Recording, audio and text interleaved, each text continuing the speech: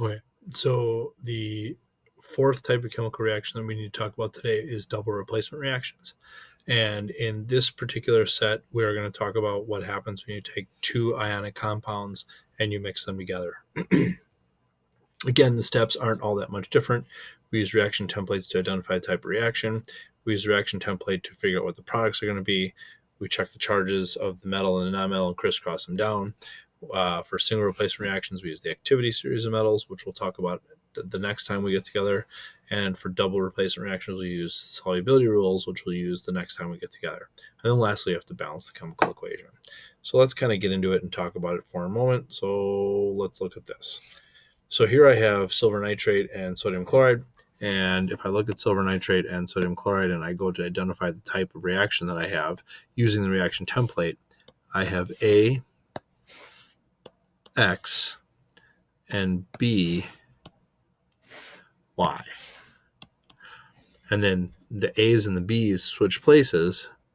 So then we end up with A, Y,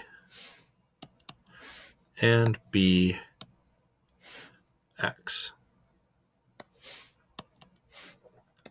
So in both of the scenarios, we just basically switch the metals from one thing to another, or the non-metals, depending on how you look at it. So now I'm going to go ahead and just match things up. So I have Ag and I have Cl. Oops, I like how that looks. Cl. And then I have Na and I have NO3. Note I didn't bring any numbers from the bottom across except for the 3 and the NO3 because that's a polyatomic ion. So now the next thing we need to do is check our charges. So if I have Ag, which is a 1 plus according to the periodic table, and Cl, which is a 1 minus according to the periodic table, that leaves me with Ag1, Cl1. And that seems to check out. Na is a 1 plus. NO3 is a 1 minus. We crisscross the charges down. And we get Na1, NO3, 1. So with this reaction, the products that we have written are correct as is. So now we need to go ahead and balance. So we have Ag, we have NO3, we have Na, and we have Cl. And on the reactant side, we have 1, 1, 1, 1, 1. And on the product side, we have 1, 1, 1, 1. So this happens to be balanced as it's written. And so we're done with that particular reaction.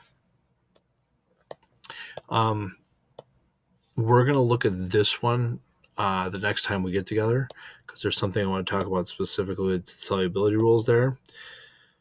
We're going to talk about this one the next time we get together because of the solubility rules, but we'll do this last one down here where we have what I'm saying is a double replacement reaction, which is A X and B Y is going to react to form AY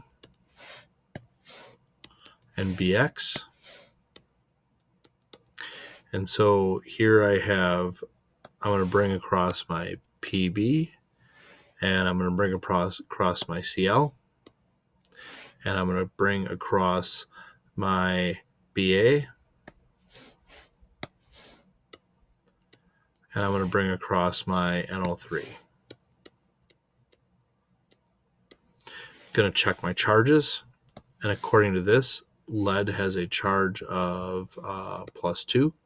So I'm going to check that it's PB +2, and according to the periodic table, Cl -1. So we get PB1, Cl2. So we're going to leave that one alone as we write it. According to the periodic table, Ba is a +2. And according to the polyatomic ion list, NO3 is a -1. So when we crisscross the charges down over here, we get Ba1, NO3, 2. Jeez.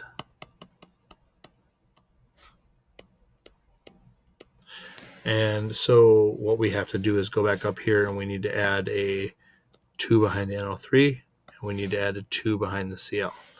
And so now we can go back and actually balance this. And when we do that, we're just going to put a plus sign there. We have Pb, we have NO3 because it appears on both sides of the equation. We have Ba, and we have Cl. So we have 1 Pb, 1 NO3, 1 Ba, and 2 Cls.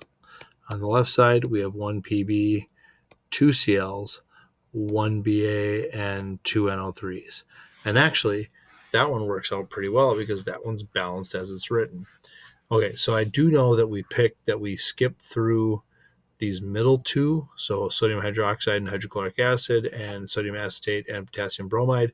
But I think that the two that we did give you a good idea in terms of what or how to predict the products for a double replacement reaction. So again, if you have any questions, please let me know. Otherwise, we will see you next class.